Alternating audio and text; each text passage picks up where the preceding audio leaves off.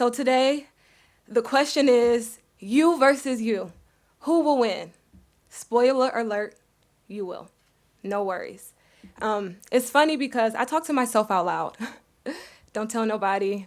It's a secret. I talk to myself out loud. Only you guys know, and the people who will be watching this, the millions on YouTube and elsewhere. I talk to myself out loud, and I question all of my thoughts. I can be cooking dinner, and I'm thinking, did I do that right? Right in this TED talk, I'm thinking out loud, is this good enough? Why do I have to do this? Ugh. Complaining here, complaining there, feeling positive here, having a dance party there. Why not? And all in all to say is when things go wrong or when things go right, it's me who's standing in my own way. And when I realized that, I was like, hey, I guess I have to play for my own team and stop fighting against myself and really don't make it a versus battle, but make it really, truly a relationship.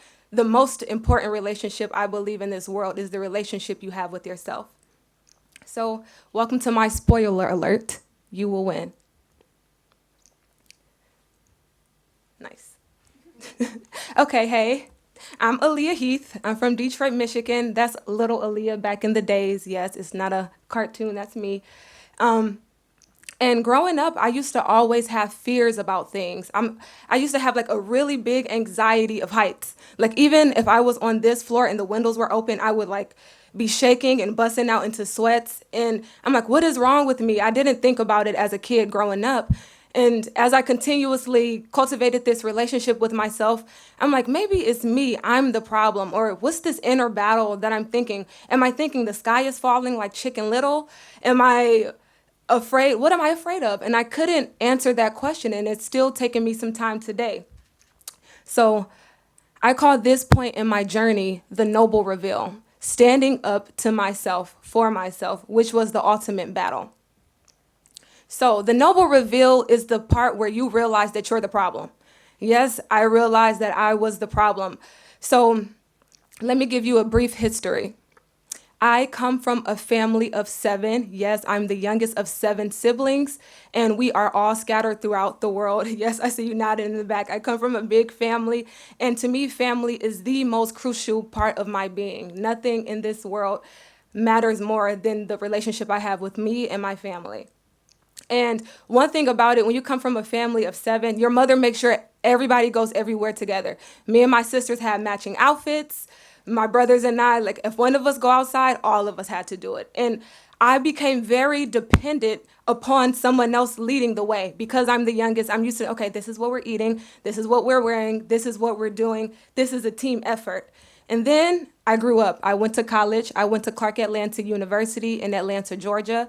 And that was my first time experiencing a freedom that I was like, oh, I guess I'm an adult now. But I wasn't really an adult just yet because you have the professors who cultivate you. You start to join organizations and different groups, and you still have like a community of people who are like pushing you to succeed. And then after that, I was a little foolish and decided to move to Paris and get my master's degree here at the lovely university, one of the greatest possibilities in the world. So in order to get to Paris from the United States, you have to take an airplane.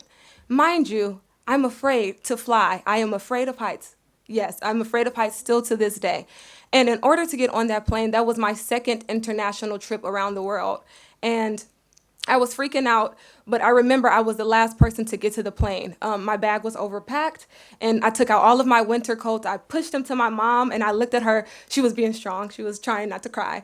And she looked at me, and she said, just go. So I grabbed my suitcase, and I run. I was the last person on the flight. And they're like, you made it. And I was like, I made it. And at that moment, all of the fear went away. I sat in the seat, I felt turbulence, and I was like, all right, I got this. I got this with my little blanket, and I just was motivating myself in my head. And once I walked on the plane, I said out loud, I'm moving to Paris. And I didn't get over the fear, I faced it, which requires bravery that we all need in different tasks every day. So that part of the journey, the noble reveal. Then we have this thing called facing fear. I talk about fear a lot because fear is the thing that stops you from greatness. In order to get to your purpose, in order to get to any goal or accomplish anything in life, you have a challenge. There's going to be a challenge. And sometimes you just want things to work out. I just want it to work out. Please, can this work out? But I'm pretty sure even putting together this event today, some things just didn't go as planned. But look at us all here, how beautiful it is. We have people here in this building during a time where human connection is very much not possible very often anymore. And we're here. So I asked myself on the airplane, I'm going to continuously use this analogy of me on the airplane because I have a flight next week and I have to talk myself out of being scared. So I'm going to share with you guys my inner thoughts. I'm talking to myself out loud right now, again, in front of you guys. Tell no one, please. So when I'm faced with fear, how do you, like, it's so easy to say, like, face your fear, you're going to get over it. Ego death, everybody's so spiritual and that's great, like spiritual awakening. But how do we really become grounded in us? And I asked myself that when I realized that I'm off the ground in a encapsulation on clouds above buildings. I start overthinking. And then I'm just like, you know what? I'm one with all of this. Like, we're all connected. I'm connected to the air, to the clouds. And these are the thoughts that I think about when I'm faced with a huge problem or the scariest thing. Think of a little exercise. Let's think of something that frightens you, like one quick thing that frightens you. Now, how can you push forward to face this or to talk to this or to conquer this? And one of my goals, I talk to myself out loud, and I remember that what's going to happen is going to happen. And that really pushes me forward to remember that it's just fear and it's not real. Okay, this is the real fight. You versus you. Standing up for yourself against yourself. So I am the creator of a magazine called Pop Out. And the initial stands for Pursuit of Purpose. What makes you pop? And I created that magazine here at AUP with the help of staff, administration. Everybody was so happy to help. But at first, I was in my head about it because nobody ever did this unconventional project. So it was my thesis.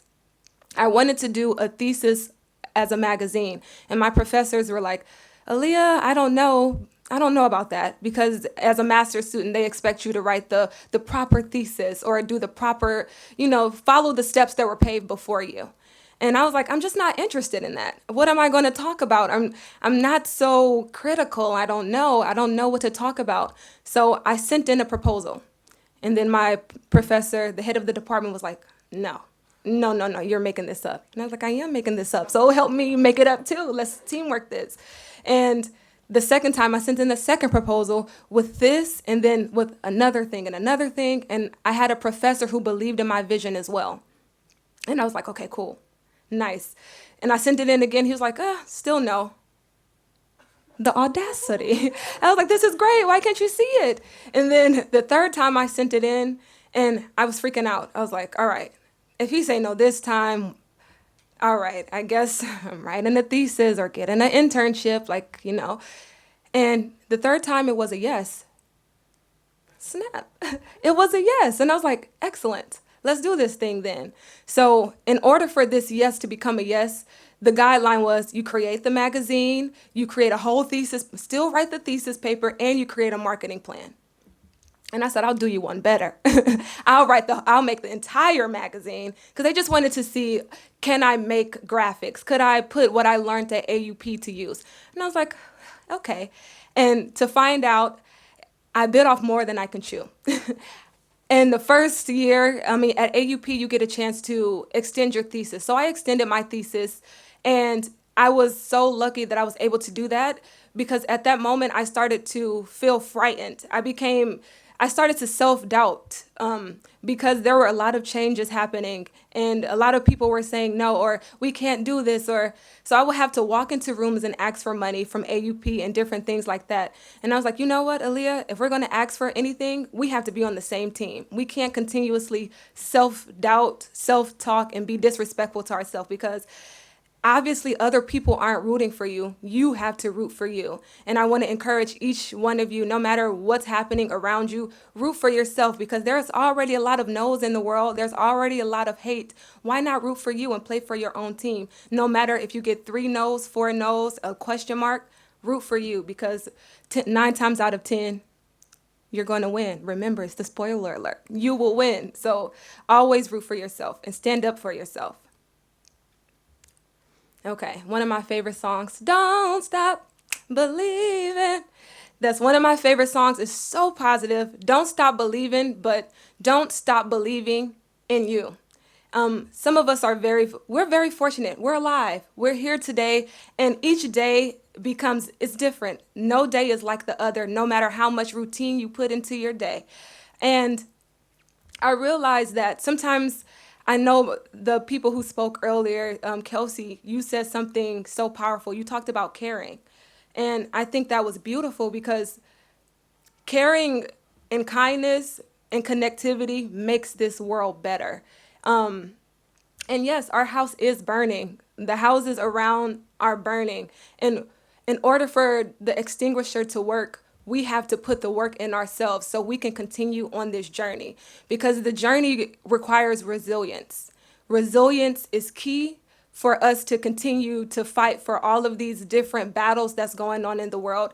And as we know, things are changing around us. There's so much. We have fake news, we have real news, and we have so many different things that we could believe in. But what's the best thing to believe in? To me, it's you. You. Believe in you. And I talk about you versus you today because the question is what's next? And of course, in order to create a better future, you have to be one with yourself. So, who you are matters, all versions. Have you ever had a moment in time where you just cringed at your past self? Ugh, cringe worthy. I'm a writer. So some things I write and I read and I'm like, I don't resonate with this anymore. But I was on to something maybe, but that's not where I'm going right now. And I used to find myself, even still to this day, I find myself being judgmental of who I used to be and saying, ugh, like I'm too good to be me. Like you're you. What else can happen? It's I say this because all versions of you matter. Your past self, you can't live there anymore, but you have to respect that person who once was. Your present self right now matters most because the present is where alchemy lives, where you can change, where you can foster, and where everything becomes one, the present. In the future, your horizon matters because the future is where life lies and where what you're creating and what you're building towards. So the prophet, the notorious B.I.G. once said, we can't change the world unless we change ourselves.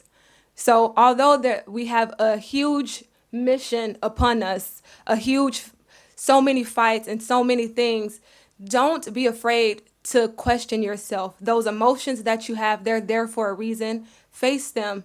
And when you face them, you're making the world better consciously because you're working for yourself to make the world better. And I've been dying to say this my whole life. Thanks for coming to my TED Talk. Thank you guys.